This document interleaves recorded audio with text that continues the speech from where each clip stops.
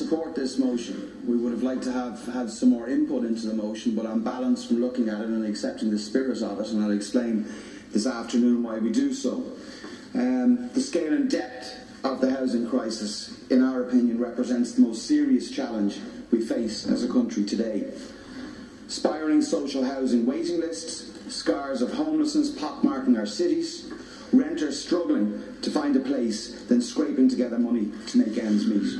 The dream of home ownership slipping away from a generation, the lowest home ownership rate since 1971. The crisis is everywhere, and the state needs to step in. It needs to lead, as it did in the 30s, 40s and 50s, and it needs to provide and help provide homes for its people. This motion again places housing front and centre on the political stage, days before a critical budget. And that's exactly where housing needs to be. And I would argue that no party has done more to place an emphasis on housing than I and my colleagues in Fianna Fáil. We have put forward over 10 private members' bills and motions. We have used our position in the confidence and supply arrangement to press for change. We have not shouted from the sidelines, we have been taking action. The upcoming budget, as I have said before, must be a housing budget. And that's why Fianna Fáil is supporting the principles and the spirit of this motion. We as a party have an important role also in providing stability during fragile Brexit talks. The budget negotiations form an important part of that process. And we are committed, and have been committed, to acting responsibly and putting forward constructive solutions. This is the only way to make real progress that will deliver bricks and mortar on the ground. Pressing for this change while providing stability is difficult, but it's ultimately the most responsible path forward.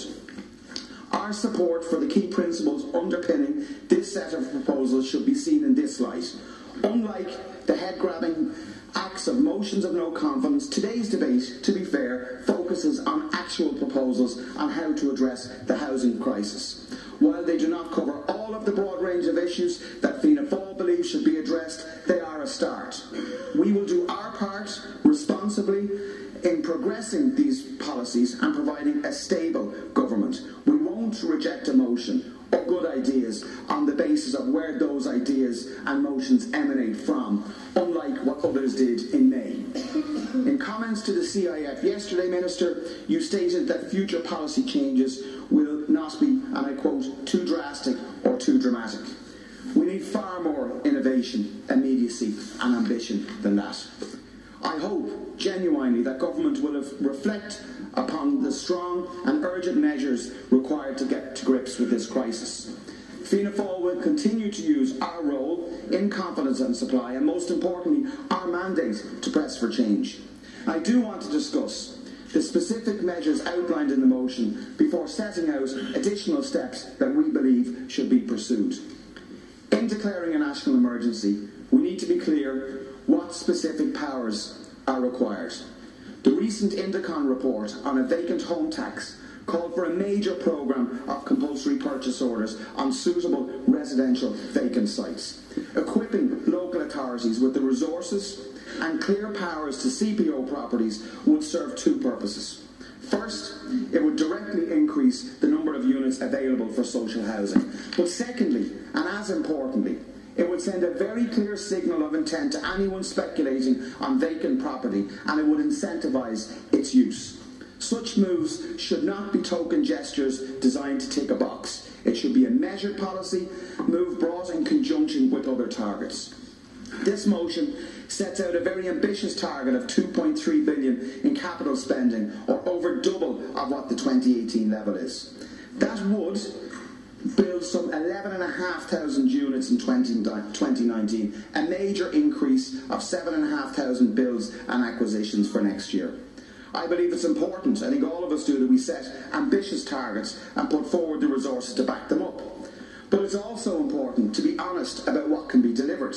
Money has to be combined with reform to ensure real delivery. We have to be realistic about how many units can be delivered within planning constraints next year. Local authorities need to be adequately equipped to directly build, The department's role needs to be streamlined and approved housing bodies upscaled to meet that challenge. And this is not the first time I have called for those changes. Without these fundamental changes to the process of building, we will not get the full impact of the extra money that we need to commit. The two should go in tandem in order to transform social housing construction levels. For example, the discretion of local authorities to scale without undergoing a protracted procurement process must be reviewed and expanded. The €2 million cap must be lifted, Minister, and I know that's something that we have discussed at committee and something that you're considering. We're tying local authorities' hands in delivering social housing. Part 5, which was introduced by Fianna Fáil in 2000 with the aim of ensuring that private development offered some contribution to social value. It also encouraged mixed tenure development, which had a broader social benefit. Its operation, in my view, was beginning to yield significant value before the recession. The decision to slash the allocation from 20 to 10% was a retrograde step, and it should be reversed. The state has sufficient land for over 114,000 units. The newly announced Land Development Agency has the potential to help manage land effectively and bring new units on stream. However, it won't deliver units for years, probably not for 4 to 4.5 years. It once again comes back to actual delivery.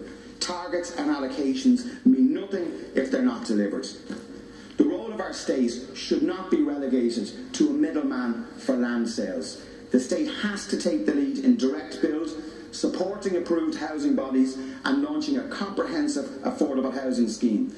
We cannot leave it solely to the market.